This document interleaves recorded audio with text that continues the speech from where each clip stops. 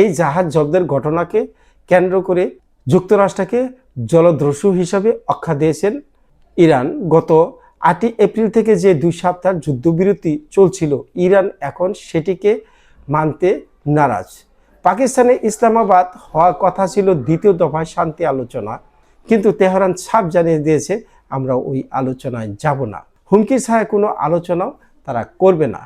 আপনারা জানেন ইতিমধ্যেই কিন্তু আমেরিকার শান্তি আলোচনা করার জন্য যে প্রতিনিধি দল তারা কিন্তু পাকিস্তানে অবস্থান করছেন। এখন পর্যন্ত কিন্তু ইরানের কোনো দল এখন পর্যন্ত পাকিস্তানে যায়নি।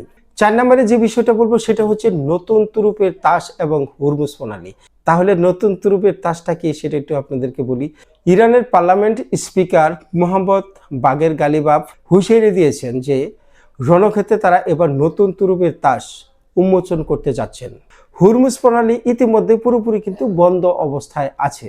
ইরান কিন্তু বারবার একটা জিনিস বলছে, যদি শান্তি আলোচনার ফাঁকে তারা এরকম জলদস্যুতার মতো কাজ করে তাহলে পুনরায় হুরমুজ প্রণালী বন্ধ থাকবে এবং অন্যান্য প্রণালী যে আছে সেটাও বন্ধ হওয়ার সম্ভাবনা আছে।